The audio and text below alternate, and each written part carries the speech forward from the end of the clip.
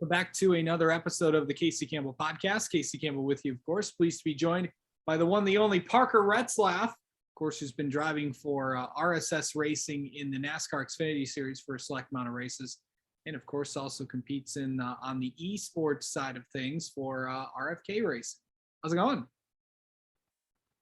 It's going good. It's just lots of hard work and time right now doing both of them at the same time with the NASCAR stuff and the e-NASCAR stuff. Trying to compete at the top of both of them is definitely time consuming and challenging. Yeah, for sure. Appreciate you taking some time to talk with us. It's been a while since we've had you on, but going into this season, 5 races in, you put some pretty impressive runs on the board.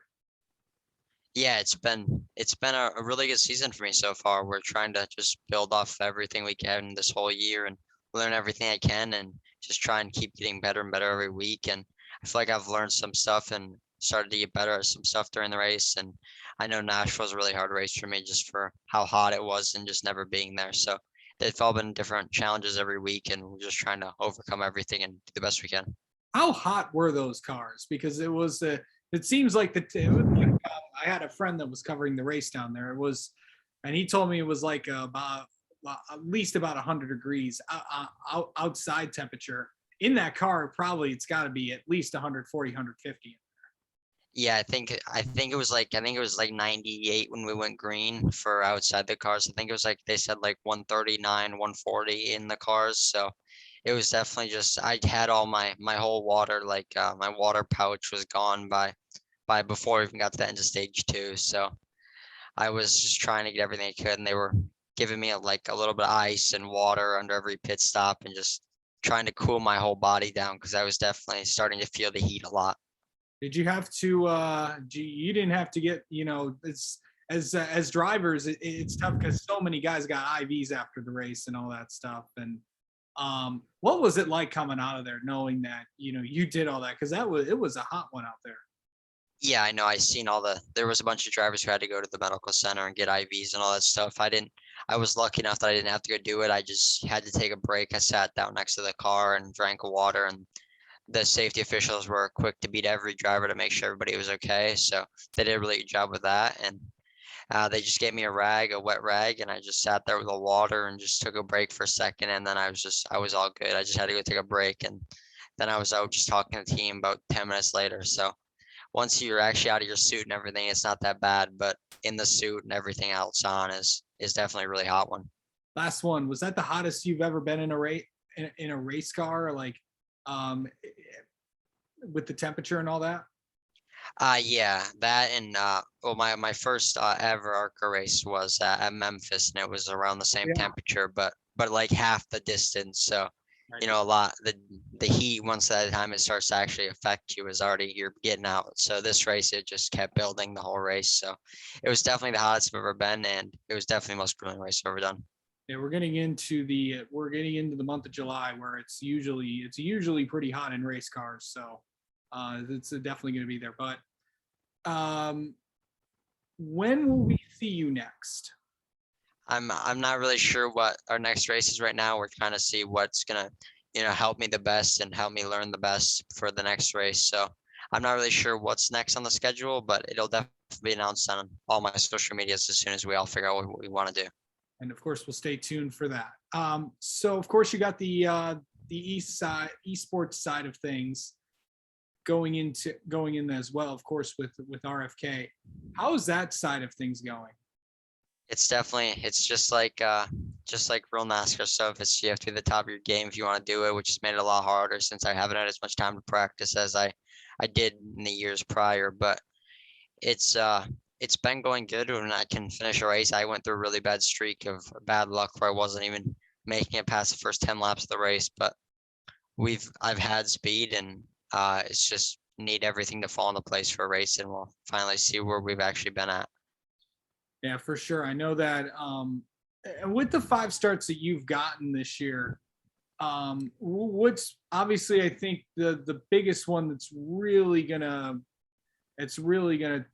with the talking point was the run that you had at I believe it was Richmond. What was that race like for you? And knowing that and knowing that was the race, your first Xfinity top 10. What was that like after that? Yeah, it was definitely a cool race. I knew that from the start. I was just trying to feel everything out because we had the mechanical failure at Phoenix, so I didn't even get to race that whole race. So it was really my first ever full race and full length race I've ever done in the NASCAR Xfinity Series. So it was just trying to build and make ourselves better every stage. And we finished seventh the first stage and 10th the second stage, and then 10th at the end of the race after a mistake on pit road that set us all the way to the back. So it was definitely a really good race for me, and I hope to do it again before the end of the year. If what has been the difference this year? Was it obviously, the car and stuff has kind of be good, but obviously talent behind the wheel is another thing too. What have you done in the off season to really kind of get ready for these Xfinity races that you did have this year?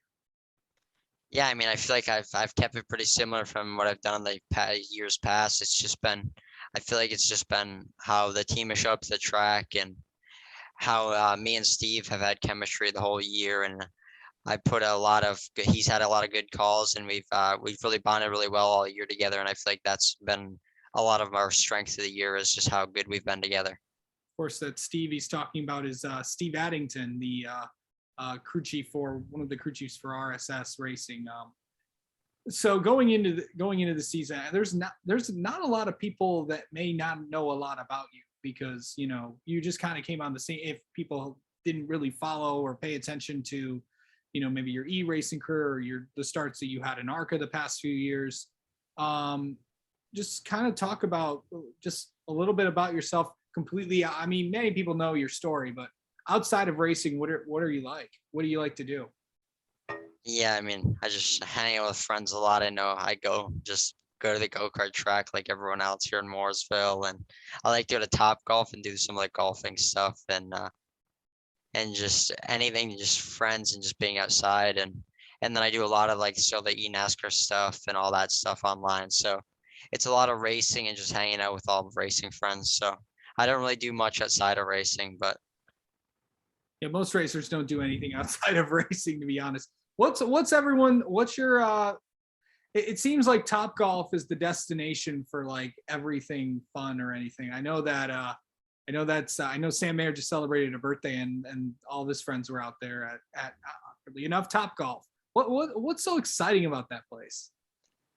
yeah, I don't know. I'm just starting to like get into the whole golfing thing. So it's just I'm not good at it at all, but it's still fun to just hit the ball and get just because you get points, you can have the competition if you're not very good at it. But it's just the whole competition thing with all your friends is just I feel like makes it fun.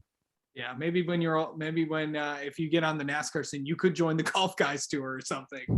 Um, so let's talk about this. I know that you've also been traveling back and forth from where you live in Mooresville to your home in the tippy top of Wisconsin, your hometown, which is basic for people that don't know where you live in Wisconsin. Kind of explain because it's kind of far from all the racetracks down there.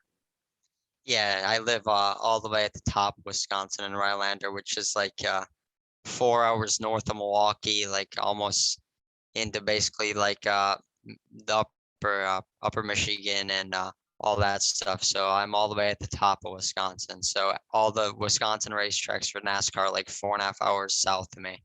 Yeah, Road America and Milwaukee Mile, Slinger, and Madison as well. So big stuff there for sure. All right.